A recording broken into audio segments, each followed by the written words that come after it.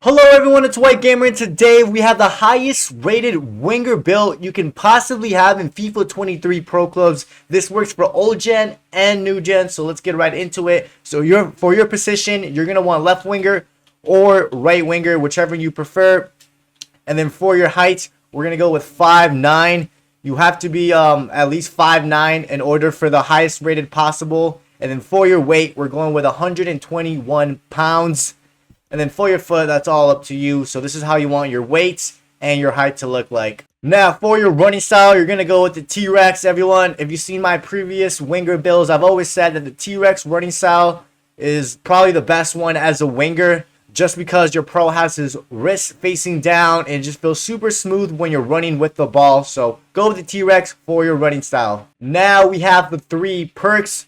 The first one you're going to go with is the skill dribbler. This is going to increase the player's dribbling and skill move ability while you're with the ball. And you're going to have the flare trait. The flare trait is going to let you do those really nice Rabonas and just fancy stuff in general. And plus, this perk is going to make those dribbling animations just much smoother. And that's what you want as a winger, to have very, very smooth dribbling. For your second one, we're going to go with the active first touch. This is going to increase your ball control, your acceleration, and sprint speed. So you're gonna get like a little boost whenever your teammate sends you a through ball and you take that first touch. It's gonna be very smooth and it's not gonna be a bad first touch, which that's what you want as a winger, to have really good active first touch. And then for your third one, ladies and gentlemen, this third perk is all up to you and how you play the winger position. If you're the type of winger that runs a lot and doesn't have enough stamina towards the end of the game, then I recommend you to use a tireless runner. The tireless runner is going to give you more stamina around the 75th minute. Or you can go with the distance shooter, which is going to increase your accuracy and power long shots from outside the box. The most important thing about this perk is that it gives you the outside the foot shot trait, which is very, very useful this year. And it's super noticeable when your build has the outside the foot shot trait. If you didn't know, you can do the outside the foot shot by doing left trigger if you're on Xbox or L2 if you're on PlayStation.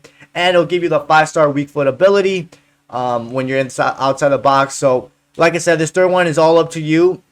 I'm going to go with the distance shooter because it's going to give you that outside the foot shot trait, which, like I said, is super noticeable. So these are the 3 perks that we win with: skill dribbler, active first touch, and distance shooter. Everyone, now we have the skill tree. Remember, this is the max rated winger you can be in FIFA 23 Pro Clubs. You do have to be level 100. So let's get right into it. So we're going to upgrade the strength, the reactions, get the strength, get the stamina, and the reactions. Upgrade the stamina, upgrade the jumping, get more reactions. And then this is how you're going to want your physical to look like. The most important stat here are the stamina. You want to have high stamina when you're playing as a winger. So it's in the high 80s, which that's good. And then you want the reaction to be very high, everyone. The reaction is important because it's going to determine how quick your player reacts to when he's receiving the ball or when he's positioning himself to receive the ball. So it's very important that you have high reaction when you're playing as a winger or even as a striker. So yeah, those are really good reactions and stamina. So this is exactly how you want your physical to look like. Next, we have dribbling. So this is how you're going to want it. Get that dribbling, get the agility, get this 4-star skill move, and then get the maestro archetype, which is going to boost those dribbling and agility really high up. And then for this part, we're going to go with ball control again, ball control and attacking positioning, balance again. Then you get the Lynx archetype. This is going to give you 88 agility, which, trust me, that is more than enough as a winger. As long as you're in the high 80s to 90s, which you are here, that's more than enough. You're going to have 87 balance, which is going to reduce the chances of you falling or stumbling when your defender or opponent goes to challenge you. And then you have 93 attacking positioning, which that only matters if you play as an any. And then you have 96 ball control, which is amazing.